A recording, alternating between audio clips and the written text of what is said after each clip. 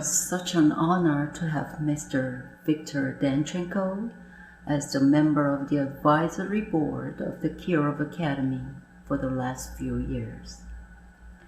He laid the cornerstone of the Kirov Academy's string department. He taught winter master classes at Sunhwa Art School, the sister school of Kirov in Seoul, Korea, and also at the Summer Festival in Washington, D.C. During his master class, I could see not only the enthusiasm for music to carry on the classical tradition, but also his care for each student with a fatherly heart. He was a true man with a warm and passionate heart, as well as the great master of violin and the teacher of our time.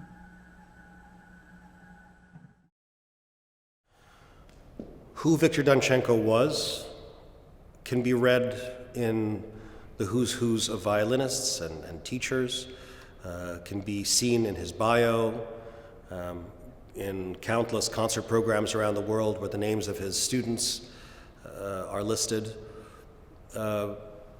But as a tribute to Victor Danchenko, I have to speak personally. He wasn't my teacher, but he was my mentor.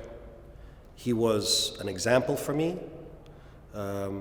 I was, for some years, honored by him calling me his friend. He was my judge, or at least one of the judges whose opinion meant the most.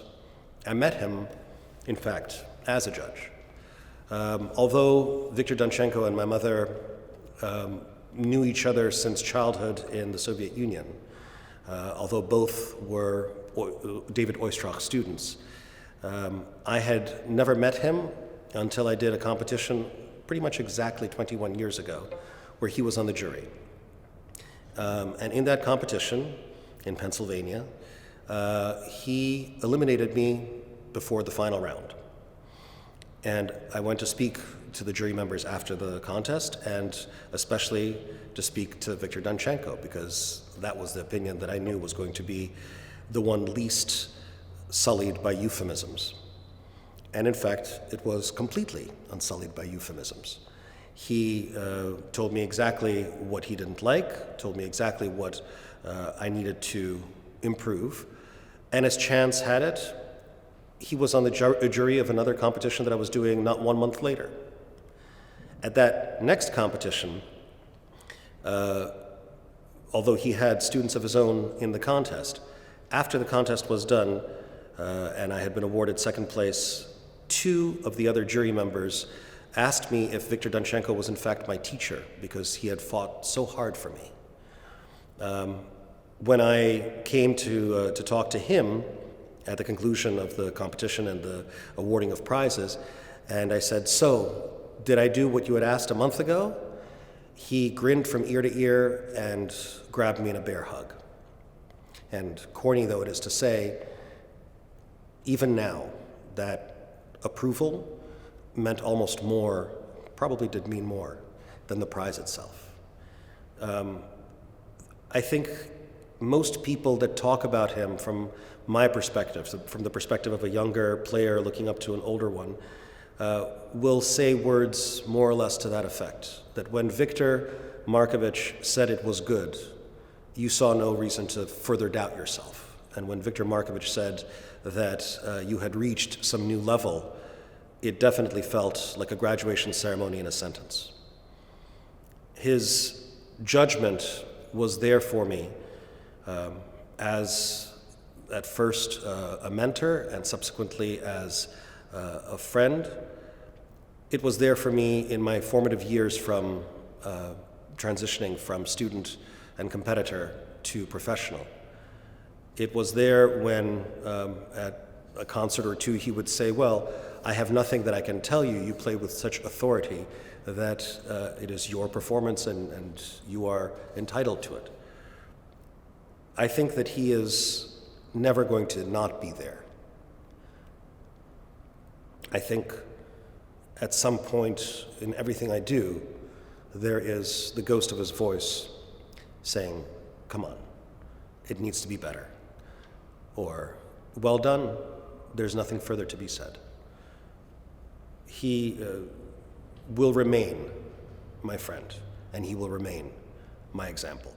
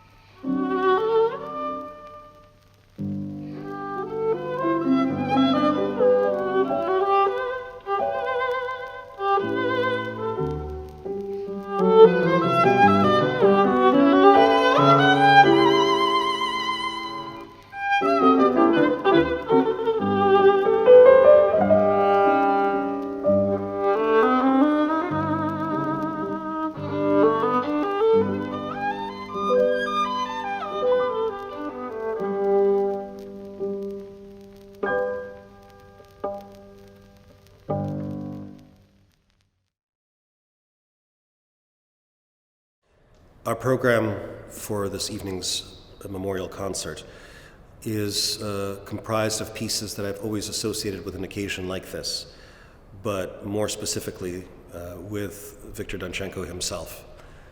A program that I began to consider, pieces that I began to think of actually at Viktor Danchenko's funeral. The first piece, the Chopin Nocturne in C sharp, Opus Posthumous, is one whose wistful and even tragic character is very much in keeping with the occasion.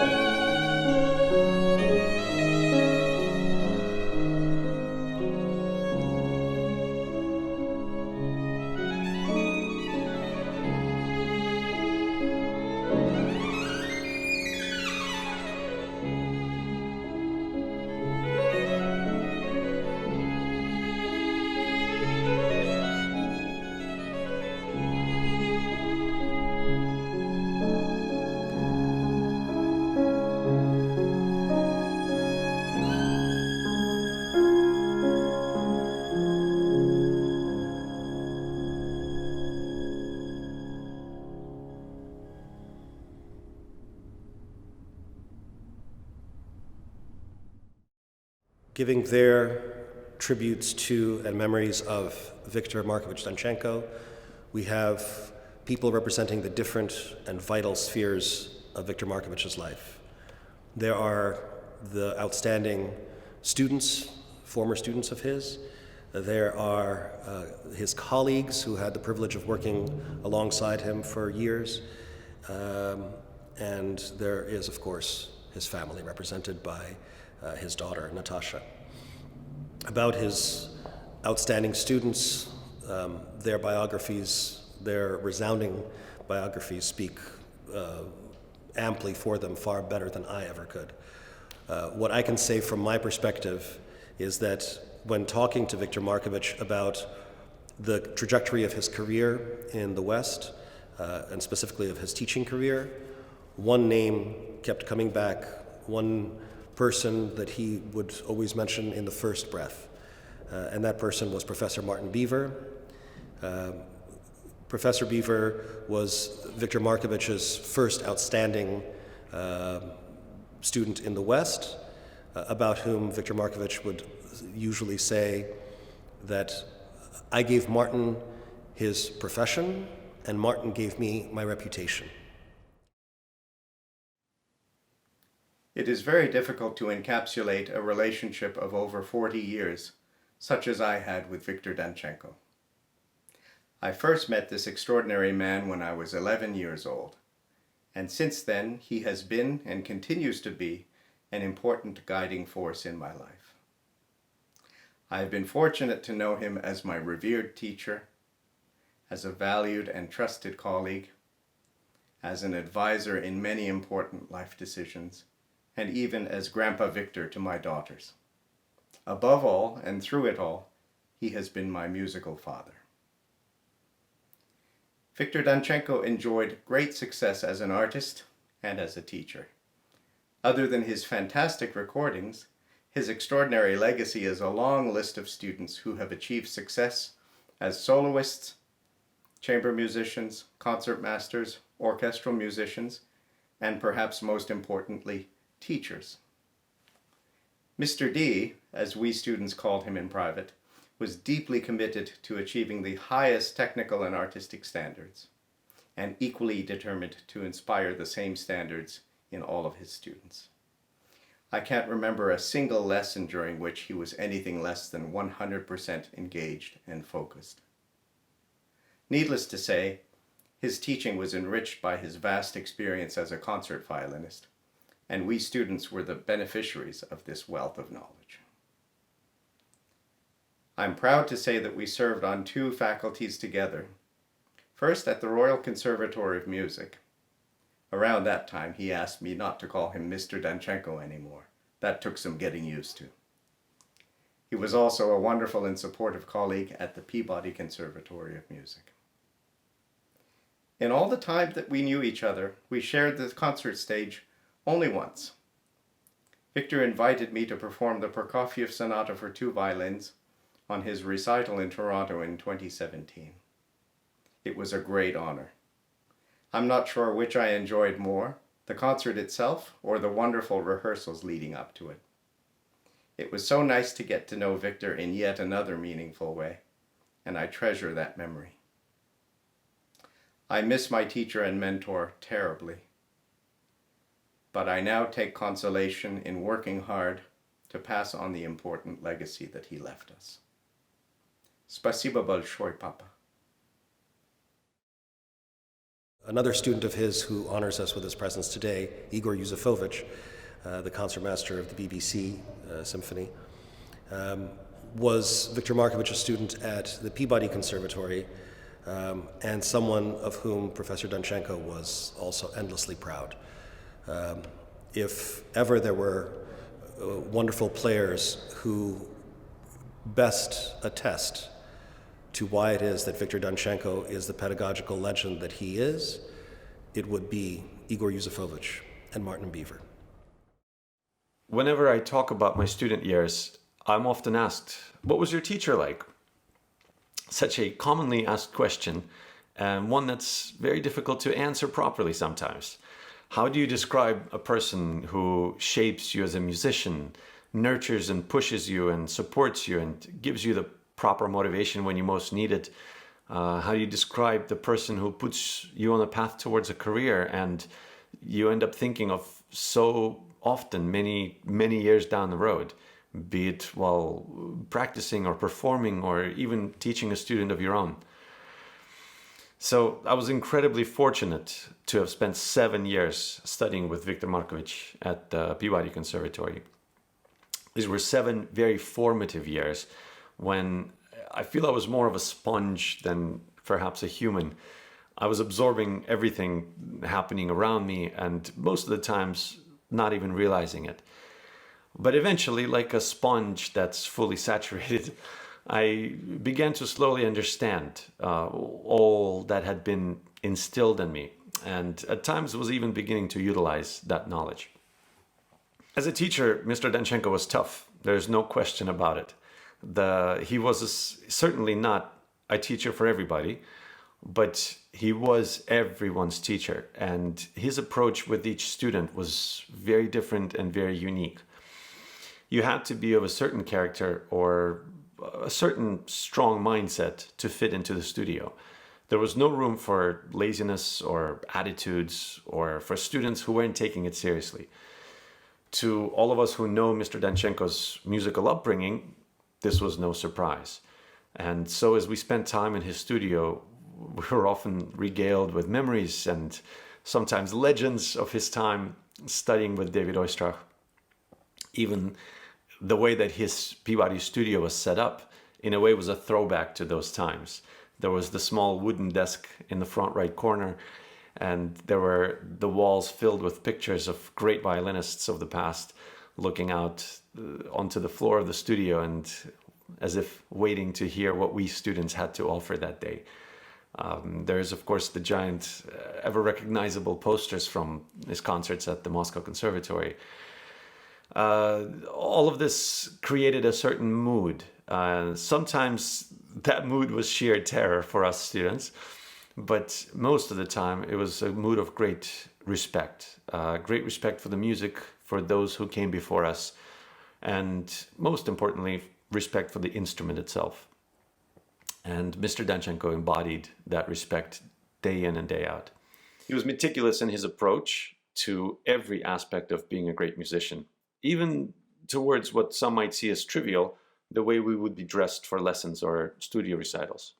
Perhaps the biggest lesson that Viktor Markovich ever taught us was to listen. It's so easy to play notes. You play faster, you play slower, you play higher, you play lower. But what he taught was, in a sense, how to read between the lines of the pieces, between the lines of the notes, and how to really listen to ourselves. We were taught to place ourselves in the opposite sides or opposite corners of the room and be our own audience while playing. We were really being taught to teach ourselves. One of the biggest lessons I think any teacher can ever give to their students. I can still remember learning the Tchaikovsky violin concerto with him. I was so excited when he finally told me to start working on it. That was the first big concerto for me, the first of the majors, if you will. And like all violinists, I had heard it 1,000 times before in my life, and I thought I had a very good idea of how it sounded in the hands of any great violinist. I eagerly learned the first movement and brought it to our first lesson. And you can imagine my surprise when at the end of the very opening phrase, I was summarily stopped with a single no. Surely I thought I had played the right notes. So I started again and got as far as the first time, and again heard no. Started again, no. Started again, no. And so this went on a few times, and finally I mustered up the courage to ask why. And what I got in response was perhaps the most classic masterclass in music making, because for the next 55 minutes we worked on the shape of that phrase, connecting every note to one another and working on the timing and the direction of the ascending line and the cascading return, and how the phrase was meant to be timed and where to aim the direction of it. And we spent the next 2 or 3 lessons on that phrase, working on the nuances and the sounds. And he wouldn't let me go on. He wouldn't let me go further. And it was many, many years later that I realized that that's exactly when I was learning to listen to myself and to teach myself. And although my years of studying with Viktor Markovich had ended a long time ago, I know that those lessons never really did.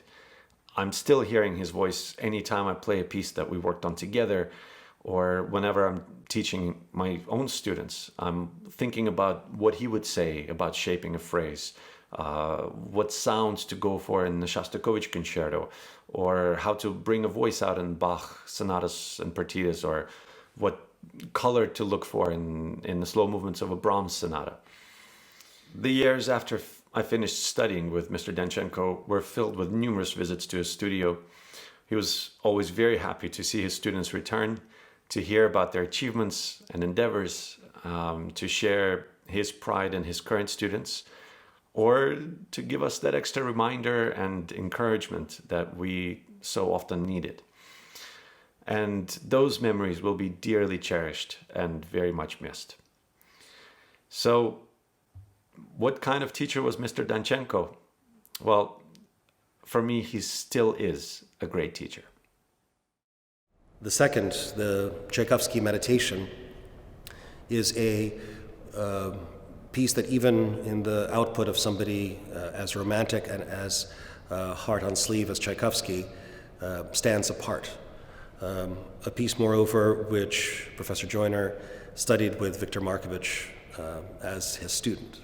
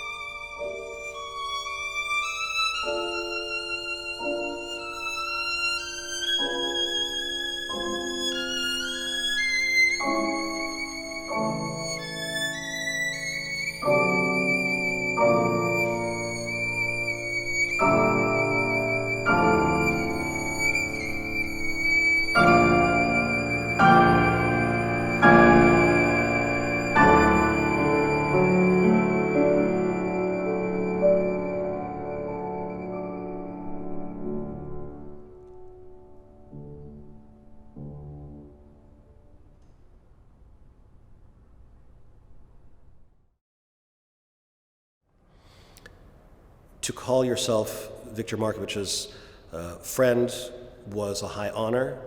To call yourself his colleague was, if not as high, perhaps a higher honor.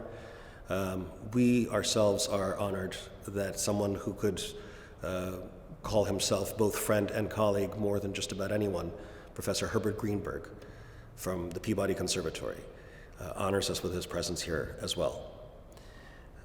Professor Greenberg was Victor Danchenko's co-worker and colleague and friend for decades.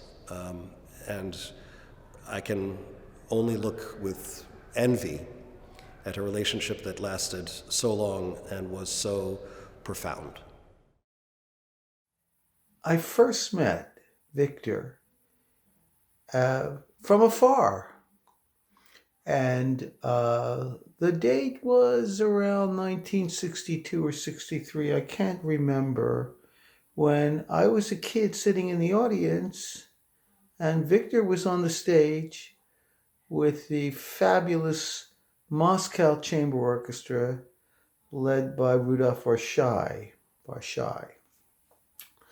And little did we know that from such a great distance, we would become such close friends. Yes, he was, that was a tremendous orchestra. The concert was at the Academy of Music of Philadelphia. And I'll never forget it. David Oistrakh was the soloist and Victor's teacher. During that tour, he went to New York, spent some time taking an adventure tour of the city with the KGB agents looking on. And he toured with his close friend Boris Kuniev, who was the 5th prize winner in the 1959 Queen Elizabeth competition. Why am I saying this? Well, because Victor and Kuniev were very close, and they hung out with Jamie Laredo.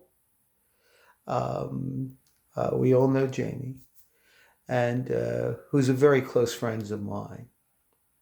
Jamie actually spoke to me about Victor, and Mr. Gingold.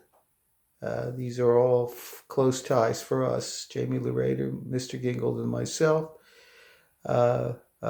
mentioned his famous lesson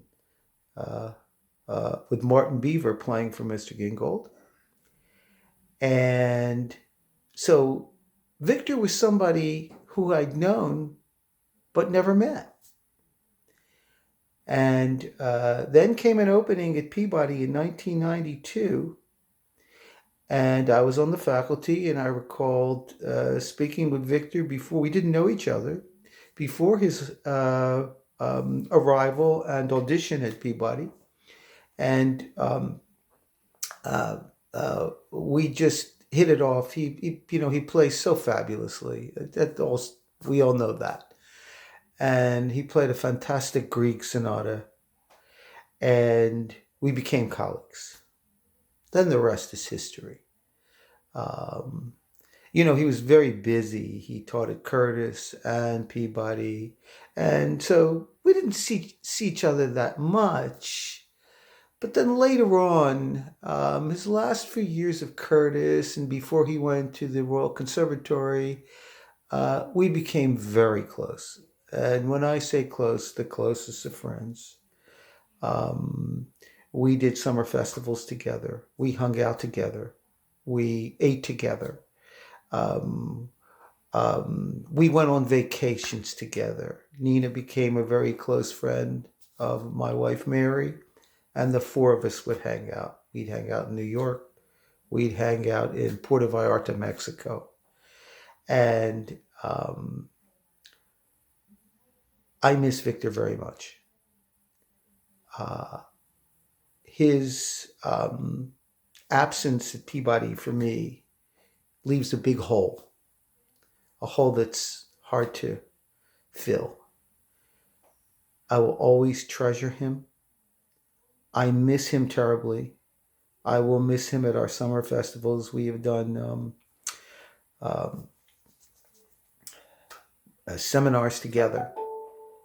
And as I say, I will miss him terribly. The force is interrupted now with Victor gone in the world of the violin and music. Thank you. The YCAA Poème Elegiaque is a work that, as the title implies, is an elegy, a musical poem that is an elegy.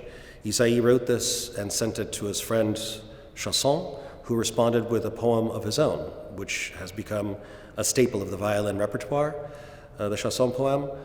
But I think that the elder brother of the two poems, the YCAA Poème Elegiaque, is the piece that speaks most eloquently to loss.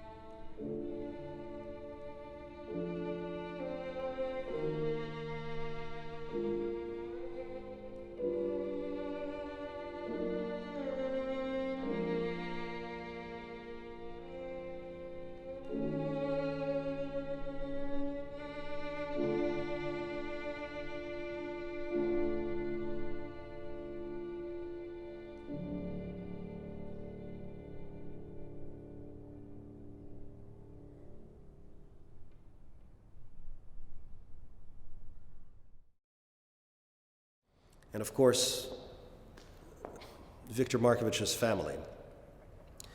His wife, Nina, his daughter, Natasha. Natasha is with us with her tribute to her father. And what I have to say is from my personal experience with Viktor Danchenko and family. Among the first people who met my newborn children when they were still in the intensive care unit, having been born prematurely, right after my own mother, within the next few days, the next person who held my firstborn son in the palm of his hand was Viktor Danchenko. And as he held him in the NICU, he looked at me and said, "You know, Emil, I'm moving to Toronto to be with my grandson and with my daughter." And he looked at my son literally laying there in the palm of his hand and said, "You know, when you come right down to it, this is what it's all about." Natasha is very much what it was all about for Viktor Danchenko. Thank you, Natasha, for being here. Hello, everyone. Thank you to all who have organized and are participating in this beautiful tribute to celebrate the life of my father, a beautiful human and a great man who was my best friend and mentor. My mother and I are deeply touched by the heartfelt outpour of love from so many who knew him and whose lives he touched. It is impossible to say all that I'd like to say about my father. There are simply no words to fully express the magnitude of love and admiration that I feel for him. To me, he was my dearest, closest, and most trusted friend, my confidant, someone I shared all my highs and lows with. I really treasured our soul kinship, our special bond. He always was and always will be my role model. To my mom, he was her everything. They'd been married for 54 years, creating a life side by side. Their togetherness, their home, is what upheld him and enabled and drove him in all his endeavors, because he wanted to give us, the best life. As a man, Viktor Danchenko was a huge presence. Although a very private person, he was nearly always the center of attention in most gatherings, just by being his genuine self. So charming, engaging, he would effortlessly attract your attention by telling one of his stories. He loved telling stories about his life, people, history, music, obviously music history, music interpretation, travels, all his experiences. The list goes on, but he would captivate young and old equally. I wish I could go back in time and record even a few of those stories. One of my most precious memories as a little girl is when he'd let me come into his room and watch him practice and listen. It was then that I knowingly put my father on a pedestal and knew that he was someone very, very special. Interestingly, as history often repeats itself, my son was also clearly drawn in by the magic of his grandpa's music from a very early age, just like me. Nicholas is a tiny toddler and totally of his own accord, prompted by the sounds of my father's playing, would waddle up to his room, climb up on the couch, and sit quietly and listen. It's a very rare occurrence indeed for a highly energetic little boy. Those two had a beautiful connection from day one, and I'm beyond grateful for it. Just this past summer, my dad turned to me and said, "You know, this real closeness and the true bond I have with your son is one of the greatest gifts of my life." Mr. D, as my father was called by his students, was often perceived as an intimidating figure.